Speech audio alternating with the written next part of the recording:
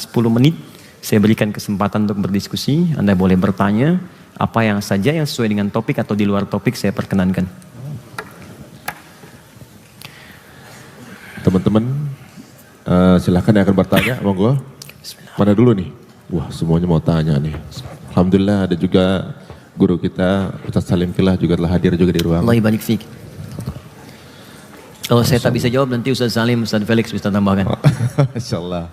Ada Ustaz Said Kutub juga Masya Allah di sini. Waduh, Masya Allah. Silakan Safar duluan. Ridho bentar gantian. Assalamualaikum Ustaz. Assalamualaikum warahmatullahi wabarakatuh. Pertanyaan saya pertama, saya pernah dengar katanya setelah turun surat An-Nasr, Rasulullah tuh lebih sering membaca Subhanakallahumma bihamdika Allahumma firli. Ya. Kemudian yang kedua, terkait dengan Allahumma firli tadi, apa bedanya Ghafur dengan Afu?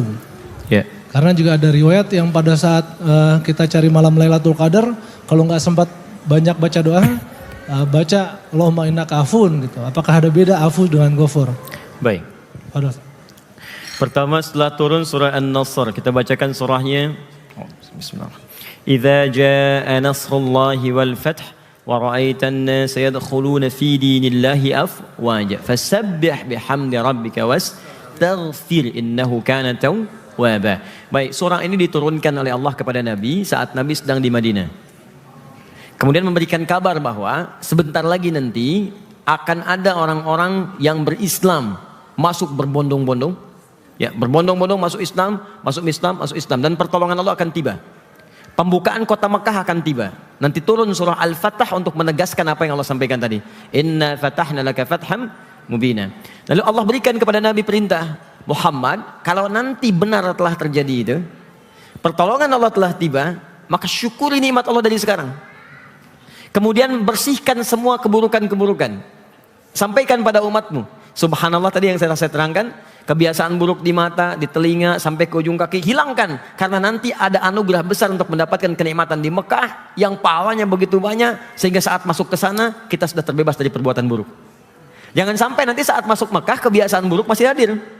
Ya, maaf, mata melihat yang jelek, telinga mendengar yang buruk, ya, lisan bicara yang enggak baik. Maka bersihkan sekarang sebelum kejadian itu terjadi, sehingga saat masuk kemudian ke sana, keadaan kita telah sempurna menjadi orang-orang yang baik. Nah, bagaimana latihan untuk semua itu? Maka diturunkan kalimat oleh Allah Subhanahu wa taala dari sejak surah itu turun sampai kemudian kejadian Fathu Makkah sampai setelah itu. Apa kalimatnya? Fasabbih. Banyaklah bertasbih kepada Allah, subhanallah. Bihamdi rabbik, banyak tahmid. Kemudian bisabbih bihamdi rabbika wastaghfir, dan mohon ampunan kepada Allah dengan sering membacakan istighfar. Astaghfirullah, astaghfirullah, astaghfirullah. Karena itu setiap kali selesai salat, hadis Muslim hadis 571, Nabi berbalik kemudian mengucapkan kalimat subhanallah, subhanallah, subhanallah 33 kali. Kemudian alhamdulillah, alhamdulillah, alhamdulillah 33 kali. Allahu akbar, Allahu akbar, Allahu akbar 33 kali. Sebelumnya hadis Muslim nomor hadis 573, ketika Nabi selesai sholat menghadap kemudian ke arah jamaahnya mengatakan astaghfirullah, astaghfirullah, astaghfirullah, Allahumma antas salam wa minkas salam tabarakta ya dzal jalali wal ikram. Jadi kalimat tadi itu bukan sekedar diucapkan saat sujud tadi yang Anda sampaikan, tapi setelah sholat pun diucapkan lagi, diucapkan lagi. Apa manfaat mengucapkan kalimat tadi? Sebetulnya bukan pengucapannya, tapi membangun komitmen pada diri kita untuk berubah lebih baik dalam pandangan Allah Subhanahu wa taala. Jangan sampai setelah Mekah dibuka, Madinah enak, tapi perilaku tidak berubah. Jelas ya? Maka dari itu dalam sujud pun kemudian kalimat-kalimat Nabi menghadirkan kalimat tadi. Yang tadinya subhana rabbiyal a'la, jadi kemudian berubah subhana rabbiyal a'la wa bihamdi, disempurnakan dengan subhanakallahumma wa bihamdika Allahumma ighfirli. Subhannya ada, hamdinya ada, istighfarnya ada. Fasabbih subhanallah bihamdi rabbika wa bihamdi wastaghfir Allahumma ighfirli. Tiga-tiganya lengkap di situ. Jelas sampai sini? Jadi kalau Anda ingin amalkan yang tiga ini, boleh, sah. Itu yang paling lengkap. Tapi kalau kemudian Anda ingin amalkan yang awal pun yang pendek tadi, sah salatnya, tidak ada masalah. Dan itu pembukanya. Karena nanti ada kondisi-kondisi salat yang memungkinkan kita baca yang panjang, ada kondisi kita mengharuskan baca yang cepat. Ya misalnya apa? Tarawih. Kalau tarawih nggak usah panjang-panjang. Ya nggak usah panjang-panjang kita baca subhana rabbil a'la, duk bangun lagi. Karena yang dikejar dalam tarawih itu bacaan Qur'annya saat berdirinya, bukan saat turunnya. Jelas ya? Baik. Kemudian yang kedua Ustaz, apa bedanya Al-Ghaffar, Al-Ghafur, ya, atau Al-Maghfirah dengan Al-Afwu. Karena saat Ramadan di setiap malam tarawih yang dibacakan Allahumma innaka afuwun tuhibbul afwa fa'fu anni, bukan faghfirli. Baik, Al-Afwu dengan Al-Ghafru. Kalau Al-Afwu itu nama umum bagi setiap kesalahan yang ingin dihapuskan atau dosa yang ingin diampuni, umum sifatnya. Al-Afwu. Sifatnya masih umum, menghapuskan semua kesalahan yang pernah dilakukan. Satu kesalahan disebut khata. Beberapa kali salah disebut akhta. Banyak salah disebut khotoya. Gini, saya ngaku banyak salah, khotoya ya. Saat Anda bertakbir Allahu Akbar, Allahumma ba'id baini wa baina khotoyaya, itu artinya, ya Allah, saya, ya kecil, mengaku banyak salah ya Allah dalam salat ini. Saya ngaku banyak salahnya. Maka mohon jauhkan saya dengan semua kesalahan yang telah saya perbuat selama hidup ini, seperti Engkau jauhkan antara timur dengan barat. Jangan pertemukan saya lagi dengan kesalahan saya di akhirat nanti ya Allah. Karena di akhirat sekecil apapun kesalahan akan dibuka. Wa may ya'mal mithqala dzarratin syarran yarah. Sekecil apapun. Maka kalau saya wafat dalam salat ini ya Allah, Quran surah kedua ayat 46, ya, innalillahi wa inna ilaihi rajiun. Kalau saya wafat, maka mohon ampuni dan hapuskan semua salah saya ini sejak saya bertakbir kepadamu. Itu kalimat Allahumma ba'id baini wa baina khataya sampai akhirnya. Saya sudah pernah jelaskan ini. Nah, kalau salahnya ini umum, maka pasangannya afu. Khata dengan afu. Walaupun kesalahan itu belum tentu mengandung dosa, tapi tetap salah. Subuh 4:43, misal Anda sholat jam 6, salah tidak? Salah. Kan subuhnya jam 4:43, sholatnya jam 6, salah kan? Salah, dosa enggak? Belum tentu. Kalau sholat jam 6 itu memang karena kesiangan bangun, enggak diniatkan. Lelah saya, ada syuting semalam atau ada perbuatan tertentu, capek, ketiduran, bangun jam 6, enggak apa-apa. Saat bangun itu dia wudhu, kemudian dia sholat. Sholat orang yang tertidur pada saat bangunnya. Dia salah tapi tidak berdosa. Tapi kalau sengaja meniatkan untuk menunda sholat dan bangun jam 6, dia salah dan dosa. Saat dia salah mengandung dosa itu, maka disebut dzambun namanya. Dzambun. Kalau kita ingin minta kepada Allah menggugurkan kesalahan tadi, salahnya dihapuskan sekaligus dosanya digugurkan, maka Allah turunkan sifat kedua untuk menggugurkan dosanya ini. Sifat dosanya disebut Ghafir namanya. Maka turun Quran surah ke-40 ayat ketiga, Ghafiriz dzambi wa qabilit taubi. Kata Ghafir dipasangkan dengan dzambun. Oke. Sekarang ada orang yang sengaja sholatnya jam 6 dan mengajak orang lain gak subuhan ke masjid. Akhi, sholat itu nomor 2, ngobrol dulu, ngopi nomor 1. Sudah nggak sholat, ngajak orang lain nggak sholat, salah nggak? Dosa nggak? Dosanya double karena ngajak orang. Maka berubah kalimat dzambu jadi dzunubun, dzunub. Maka Allah turunkan sifat yang ketiga, afun 1, ghafir 2, ghaffar yang ketiga, untuk mengampuni dosa-dosa yang mulai banyak ini. Buka Quran surah Nuh, surah 71 ayat 10. Kata Nabi Nuh, faqultu astaghfiru rabbakum innahu kana ghaffara. Kenapa Nabi Nuh menggunakan kalimat ghaffar bukan ghafir? Karena umatnya sudah mulai melebihi batas. Tadinya mencela, sekarang mengancam. Karena sudah banyak dari dzambu jadi dzunub. Ada yang ketiga, sudah nggak sholat, ngajak orang nggak sholat, dan menjelek-jelekkan orang yang sholat. Mereka sok soleh tuh ke masjid jamaah, dikirain kita nggak bisa, kita juga bisa. Udah nggak sholat, ngajak orang yang nggak sholat, mencela yang sholat. Maka plus dzunubun ma'adzulmi, ada zalimnya. Ini pun Allah turunkan sifat yang keempat namanya Ghafur untuk mengampuni yang ini. Maka muncul kalimat innahu ghafurun rahim untuk mengampuni ini. Ada yang lebih dahsyat. Sudah nggak sholat, ngajak orang nggak sholat, menjelek-jelekan yang sholat, plus juga mengganggu masjid di tempat orang sholat. Kepetasan, macam-macam. Wah, itu israf namanya. Ada orang yang kalau sudah nggak maksiat, gatal rasanya. Ada orang kalau nggak maksiat malah nggak enak. Itu israf. Turun Quran surah 39 ayat 53.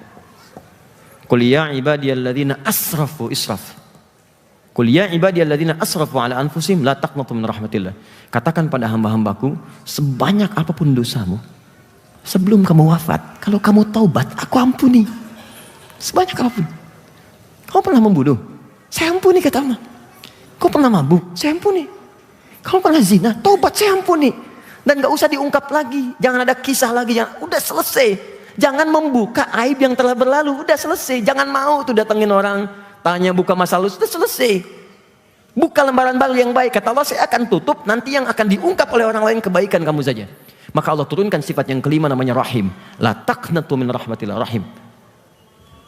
Maka digabungkanlah afu, ghafir, ghafar, ghafur, rahim di satu ayat dalam Al-Quran.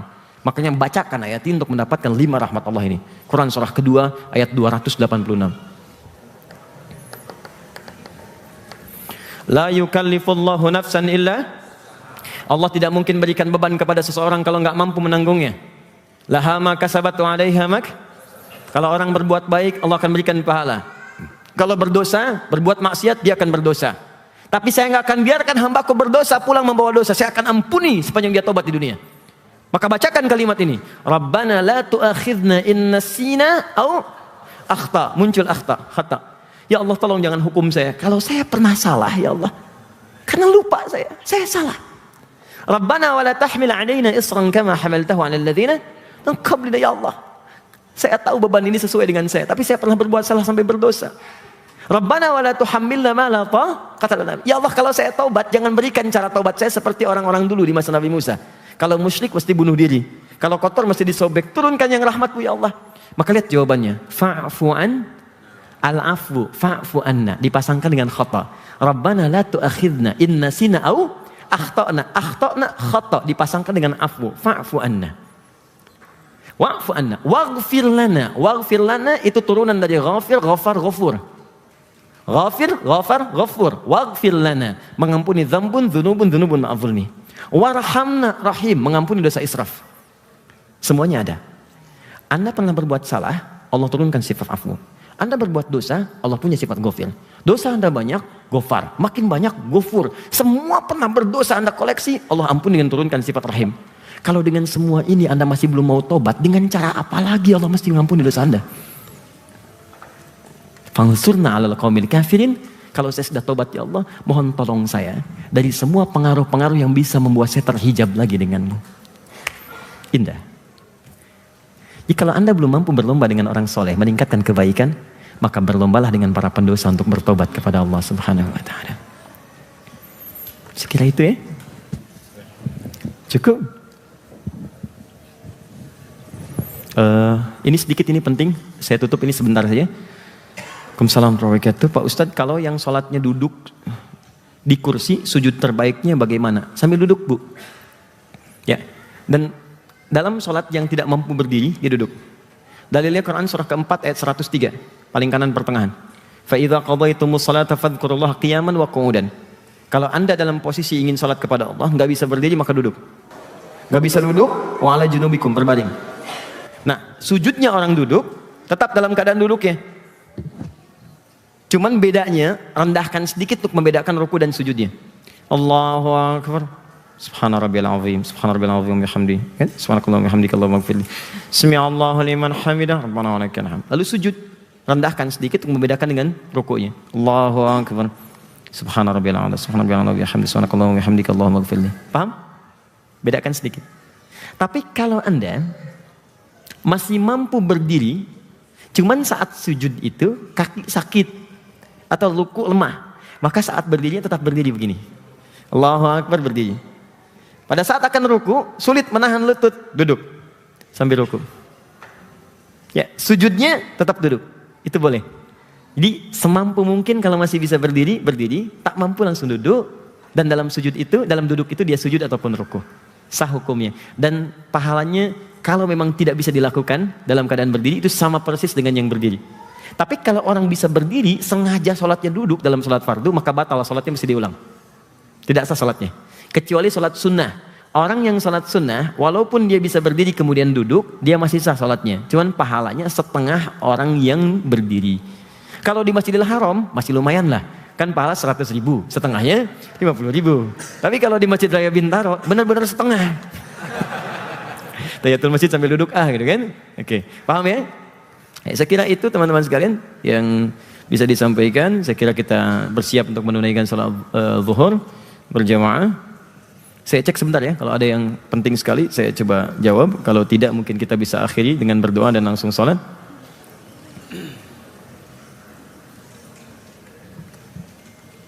Oke. Ustaz Bapak saya mu'alaf, kemudian beliau saya ajak untuk beribadah, sholat, tapi beberapa kali sering menunda. Cara terbaiknya bagaimana? Pertama, mendoakan dulu. Quran surah ke-16 ayat 125. Kalau ada yang keras, jangan dilawan dengan kekerasan. Nanti kalaupun dipaksa dia melakukannya, tapi hatinya tidak tulus mengerjakannya. Yang pertama berdoa dulu. Minta dalam sujud di malam hari, berdoa. Yang kedua, buktikan sholat kita menjadi baik untuknya. Sayangi ayah mertua itu, ya, sayangi ayahnya. Kemudian setelah itu datangkan kebaikan, punya makanan, berikan. Ya, kalau iseng-iseng dia tanya, wah tumben nih baik jadi begini dan sebagainya, jawab, justru Pak, sholat ini yang mengajarkan saya untuk menambah bakti kepada Papa. Saya ingin menyayangi Papa sampai akhirat dan semoga kita nggak terputus sampai dengan di surga nanti. Ayo Pak, kita ke masjid. Tapi Papa nantilah, gitu kan? Nanti Papa nyusul, baik. Kenapa Pak? Papa nyari sarung dulu. Ini sudah saya berikan sarungnya. Ada. Siapkan, ajak dengan baik. Insya Allah dalam rangka Anda terus mengajaknya, insya Allah akan memberikan catatan kepada jiwanya. Mula-mula mungkin terpaksa datang, lama-lama akan merasakan kenikmatannya. Ya.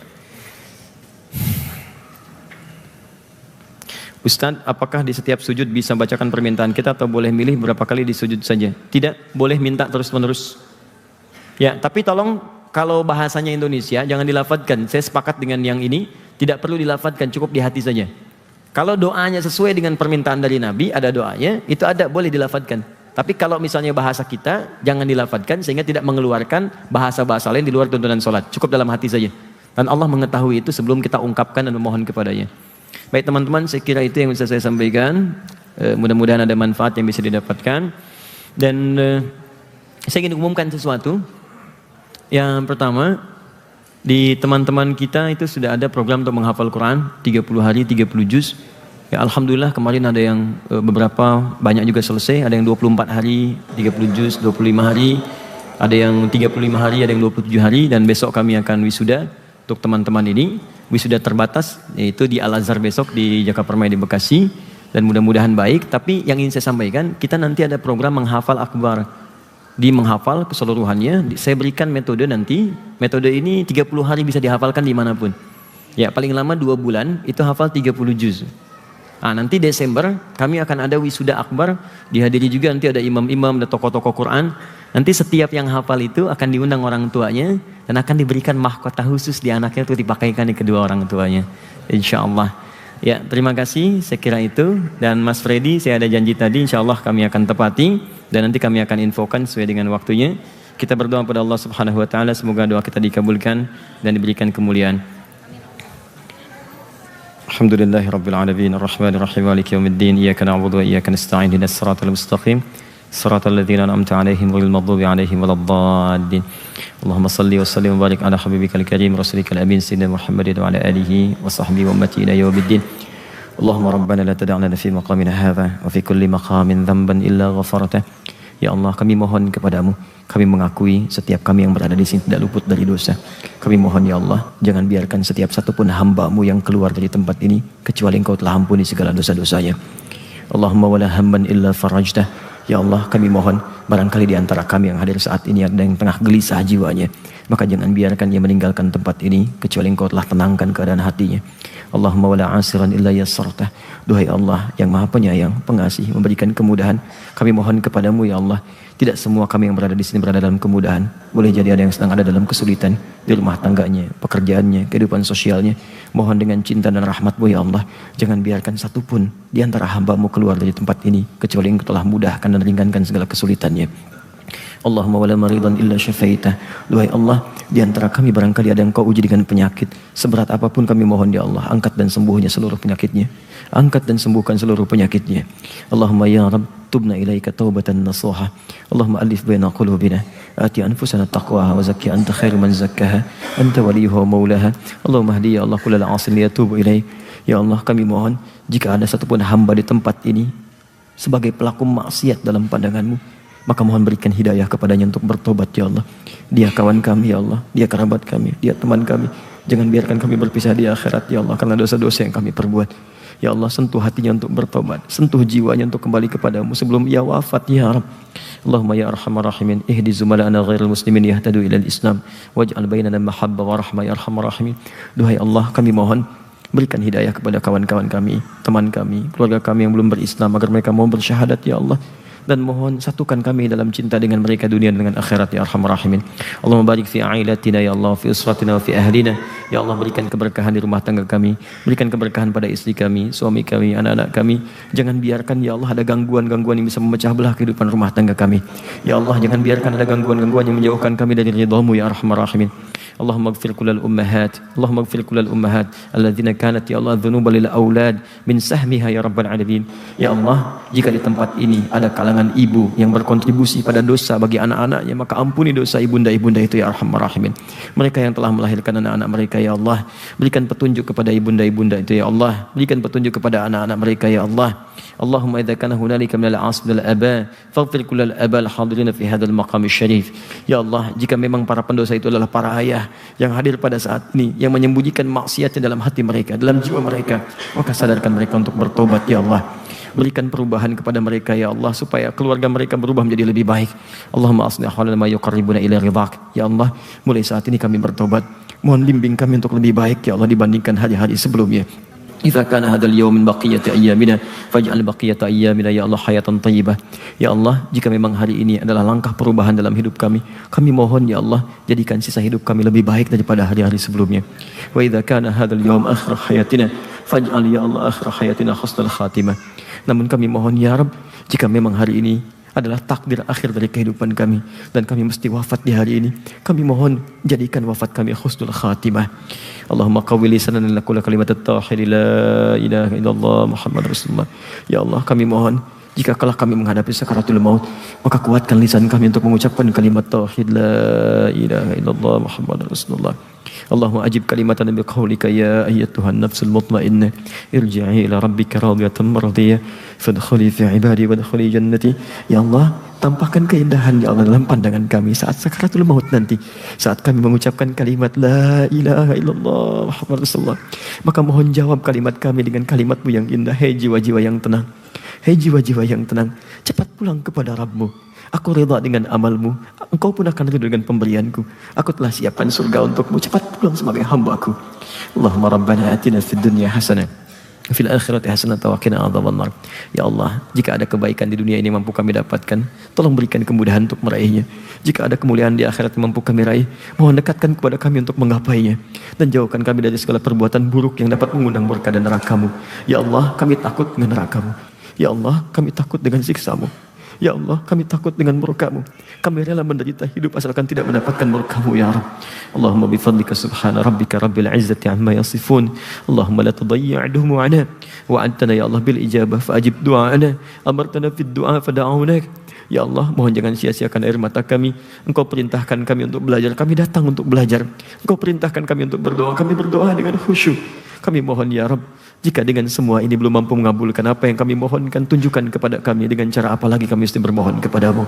Allahumma wa akhiru da'wana alhamdulillahi rabbil alamin. Subhanakallahumma wa bihamdika asyhadu an la ilaha illa anta astaghfiruka wa atubu ilaik. Terima kasih untuk semuanya teman-teman sekalian, dan semoga Allah berikan sekali lagi kemuliaan untuk kita semua. Assalamualaikum warahmatullahi wabarakatuh.